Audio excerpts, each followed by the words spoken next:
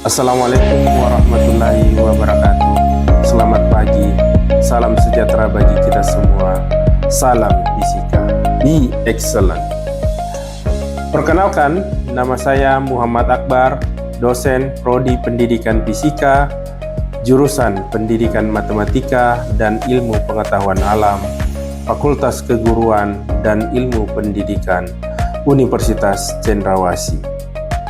Pada kegiatan Serdos kali ini saya mengangkat mata kuliah Elektronika Dasar 1 dengan kode PBIS 4225. Pada pembelajaran ini saya menggunakan metode DIA, yaitu Decision, Interaction, dan Assessment, di mana Decision adalah mengumpulkan materi-materi yang lampau. Interaction adalah proses perkuliahan yang berjalan dengan mahasiswa.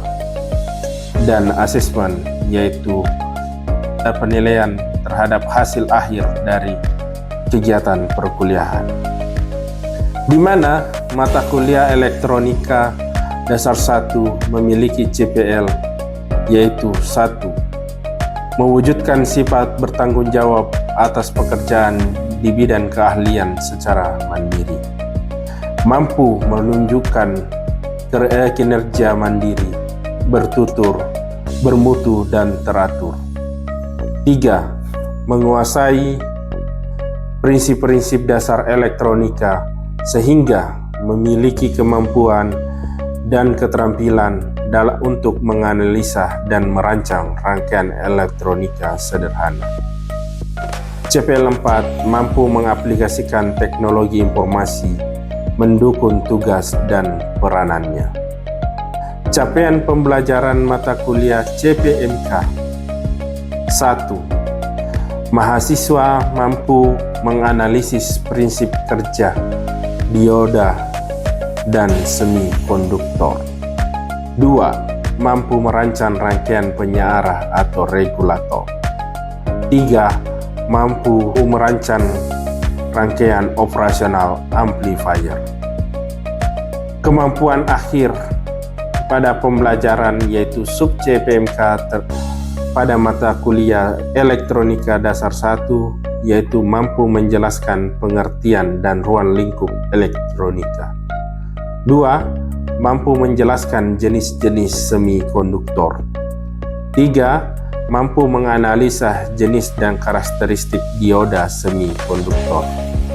4. Mampu menjelaskan mengenai penyearah setengah gelombang. 5. Mampu menjelaskan mengenai penyearah gelombang penuh. 6. Mampu menjelaskan rangkaian pembentuk gelombang. 7. Mampu merancang rangkaian penyearah atau catu daya. 8. Mampu menjelaskan prinsip kerja transistor biopolar. 9. Mampu menganalisis rangkaian transistor DC. 10. Mampu menganalisis rangkaian transistor AC. 11. Mampu menganalisis P8. 12. Mampu menganalisis MOSFET. 13. Mampu merancang rangkaian operasional amplifier. Dalam materi pembelajaran Elektronika 1, assessment, nilai yang diutamakan yaitu ujian akhir. Pada assessment elektronika, nilai yang diterima adalah kuis 10%, tugas 10%, proyek pembuatan perangkat catu daya dan rangkaian operasional AMP sebesar 20%, UTS 25%, dan UAS 25%. Sekian penjelasan singkat mengenai mata kuliah Elektronika Dasar 1. Sekian, terima kasih. Assalamualaikum warahmatullahi wabarakatuh. Selamat pagi semua. Oke, hari ini hari pertemuan pertama kita.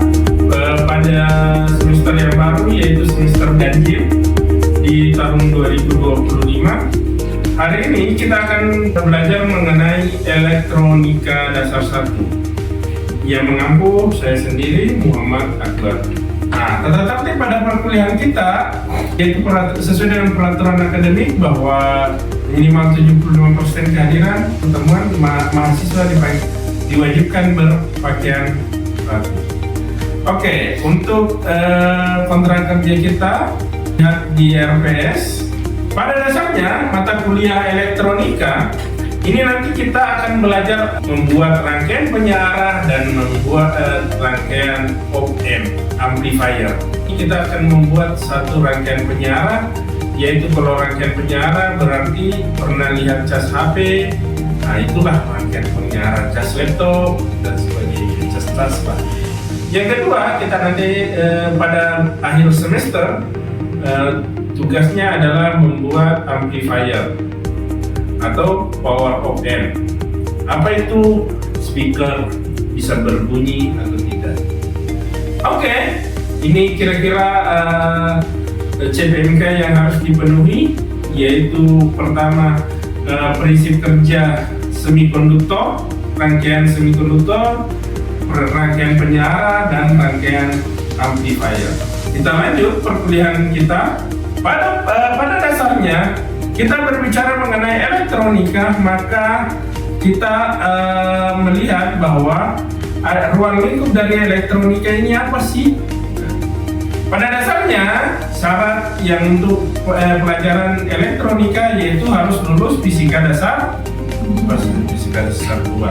Nah, di mana pada fisika dasar 2 yang dipelajari adalah konsep muatan, medan listrik, beda potensial, arus listrik, GGL induksi, oke? Dan sebagainya. Yang kedua, pernah nggak dengar istilah elektronika? Pernah. Oke. Di sana apa yang disebut dengan elektronika sebelah sana? Elektronika adalah alat-alat yang memiliki komponen listrik seperti dioda, kapasitor, resistor, saklar, dan lainnya. Oke, mantap. Oke, sebelah sini coba Ersan, apa yang disebut dengan elektronika? Apa yang Anda ketahui mengenai elektronika? Elektronika itu membahas tentang berbagai macam komponen-komponen kelistrikan, misal dioda, transistor, terus kabel RC45. Oke, sampai kabel RC45 berarti wah sudah pernah. Otomatis kita akan sering dengar. Apa sih yang sering kita dengar? Pernah dengar yang disebut dengan resistor?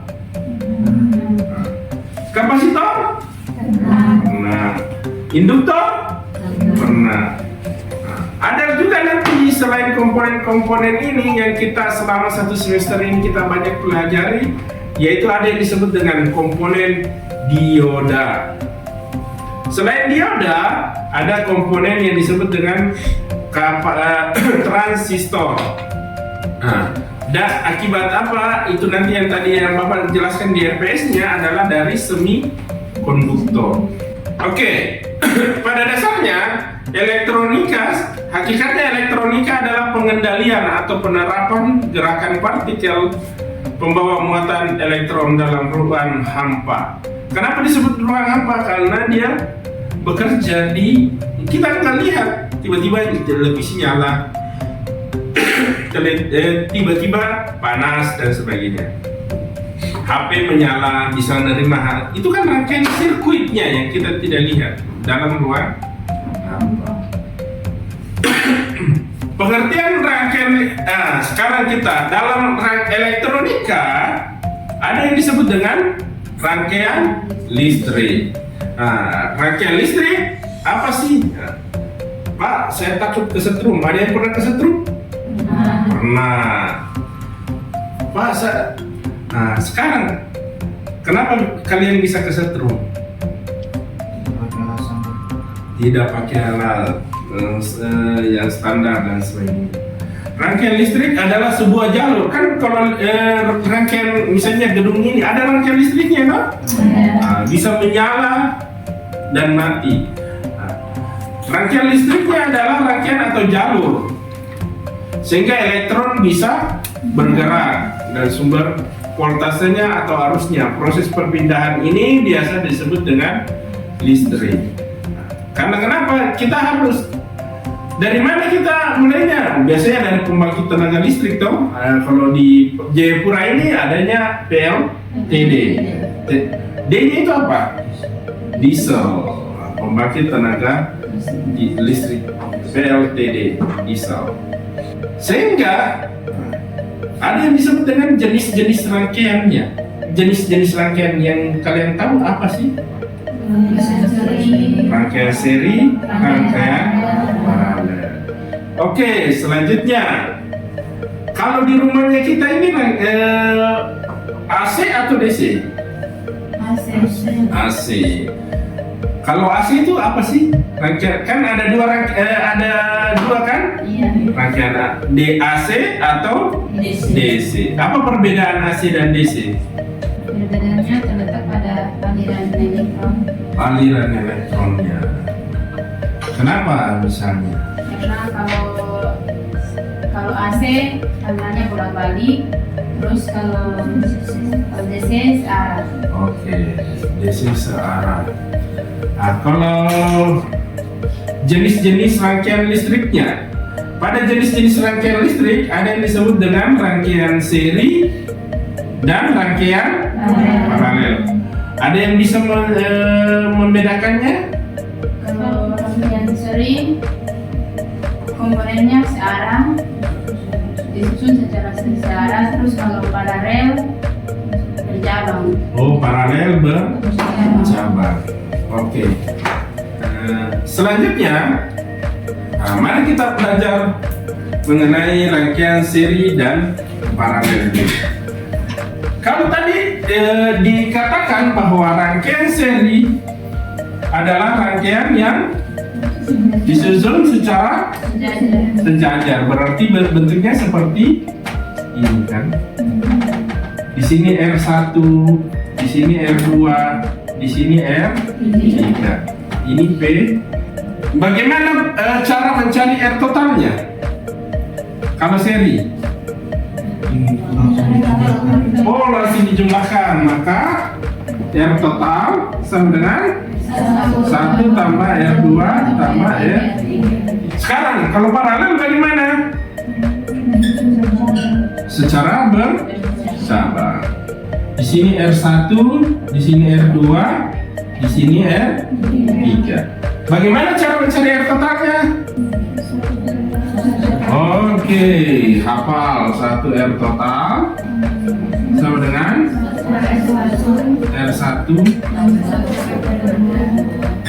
Nah, yang ketiga, kalau misalnya rangkaian seri, apanya yang sama? Arus atau tegangannya yang sama? Arusnya yang sama. Maka di sini otomatis menjadi I total atau I total. Yang berbeda apanya?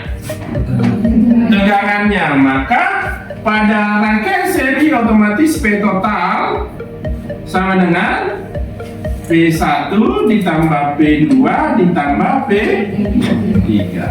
I1 I total sama dengan I1 ditambah I2 tambah I3. Di sini adalah 10 ohm, 10 volt. Di sini 10 volt, 10 ohm, 10 ohm, 10 ohm. Anggaplah ini R1, R2, R3. Nah, bagaimana berapa I totalnya? Berapa I pada R3? Berapa? Nah, kalau dihitung bagaimana? Tentukan dulu adalah R. R totalnya berapa? 30. Maka didapat R totalnya 30 ohm. P totalnya kita sudah dapat 10 kan? 10. Maka konsep tadi adalah I total sama dengan I1 tambah I2 tambah I3, maka di sini menjadi R1, maka sama dengan 10, berarti 10 dibagi 3 atau 3,3 ohm. Sampai di sini bisa? Tegangannya pun begitu pada arus pada paralel. Nah, pada paralel bagaimana? Misalkan tegangannya adalah 30. Tegangannya adalah 30 volt. Atau kalau 3, gampangnya 3 volt aja. Maka di sini bagaimana? Anggaplah di sini 10, 10, 10. Tentukanlah I pada I3. Nah, maka I3 bagaimana? Cara menentukan I3-nya? Maka ini tadi R totalnya berapa? 1 per R total sama dengan 1 per R1 ditambah 1 per R2 tambah 1 per 3. Berapa? Berarti 3 per 10 atau R totalnya sama dengan 10 per 3 atau 3,3. Oke, kalau sudah ditahu P-nya di sini otomatis sama, maka kita bisa tentukan I3. I3-nya berapa?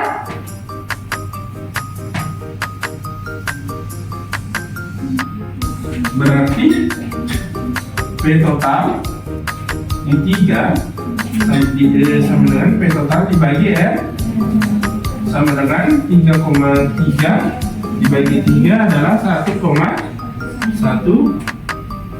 ampere. Oke, bisa? Nah, sekarang Bapak hapus dulu. Bagaimana jika seperti yang digambar? Baterainya adalah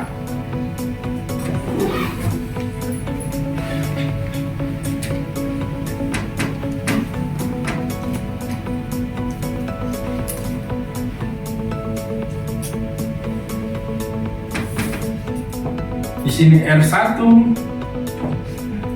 R2, R3, R4. Di sini adalah V-nya 10 volt. 10 volt di sini 10 ampere. 10 ohm. 10 ohm. 10 ohm. 10 ohm. Tentukanlah berapa arus dan tegangan pada R3. Kalau begini konsepnya bagaimana sih? Kita kerjakan yang mana dulu? Paralel dulu. Oke, ada yang bisa kerjakan? Coba Elsa, bisa? Nah, silakan. Dihapus juga.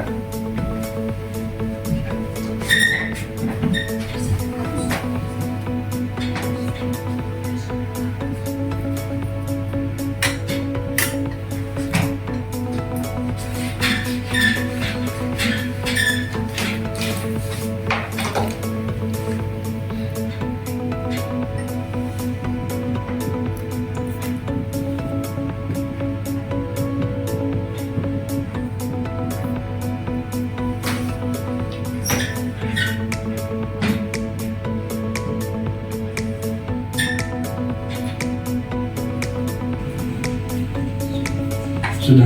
Iya. Oke, terima kasih Hasan. Kita lihat dulu di sini.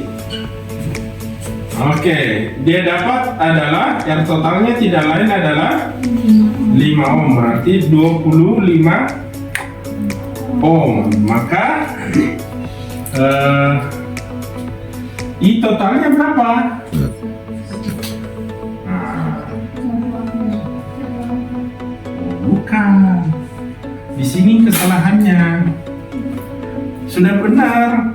I totalnya berapa? Berarti P totalnya adalah 10, R totalnya adalah 25. Berarti di sini adalah 25. Berarti di sini 0,4. Toh? Maka tegangan pada R3 karena kita tadi mengasumsikan dia seri, maka di sini berarti 0,4 dikali 10 volt 0,4 volt dikali 10 ohm sama dengan 4 ohm. Maka di sini 4 volt, di sini 4 volt, di sini pasti 2 ohm. Oke, kita lanjut. Pada selanjutnya, pernah dengar yang kata Kirchhoff? Pada menggunakan hukum Kirchhoff, tingkat lebih lanjutnya, karena tadi kan ini seri, paralel, seri kan? Bagaimana kalau menggunakan hukum Kirchhoff?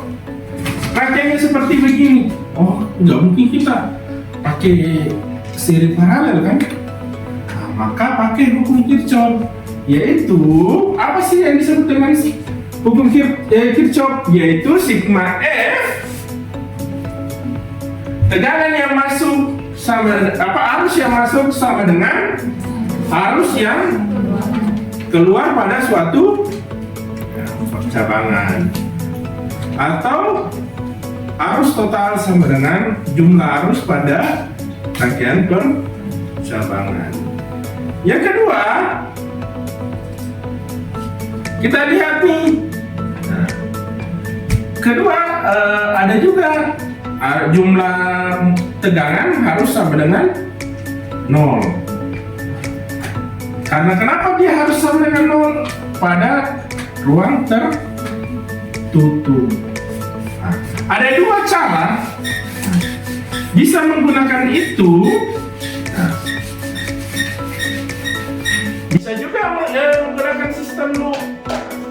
Kirchhoff udah dipelajari, sudah terbiasa kan? Di fisika dasar 2 sudah.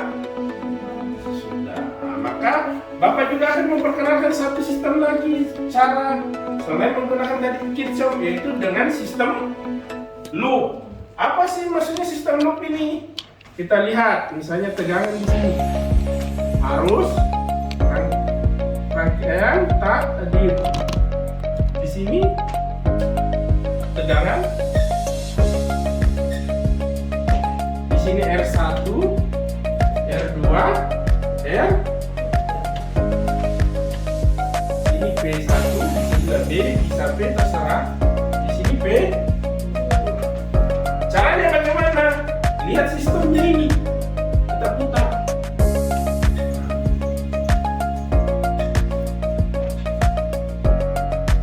Atau putar begini bisa. Gimana caranya? Kita lihat tegangannya. Maka di sini menjadi P1 sama dengan, hanya tetap kita menggunakan prinsip tadi. P1 sama dengan R1 ditambah, anggaplah I1, R1 dikali I1 ditambah R3 dikali I1 dikurang. Kenapa di sini? Karena masih ada punyanya I2. Maka di sini menjadi I2 R. Di sini juga begitu.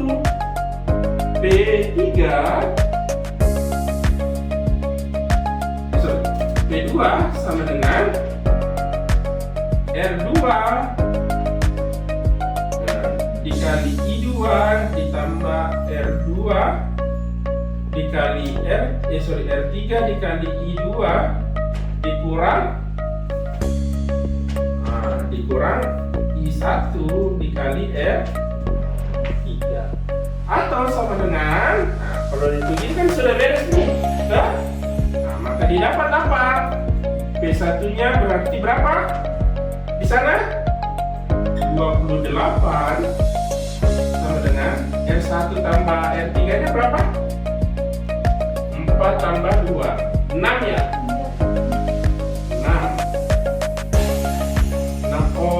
6 I1 dikurangi dengan 2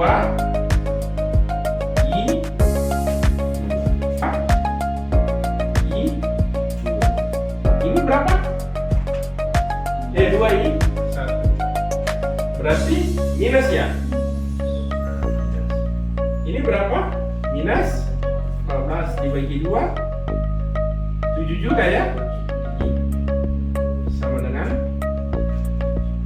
oke.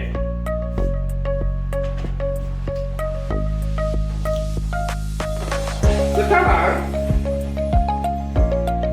kalau begitu sudah paham? Oke, kita lanjut. Berarti kesimpulan yang kita dapat dalam perkuliahan ini, ruang lingkup elektronika meliputi kita nanti akan belajar banyak, maka dipersiapkanlah laptopnya bisa menggunakan nanti Proteus dan sebagainya, konsep dasar rangkaian listriknya, manfaat dari penggunaan aplikasi Proteus ini. Diminta tegangannya berapa? Tinggal tulis saja tegangan di sini menjadi 10 ohm.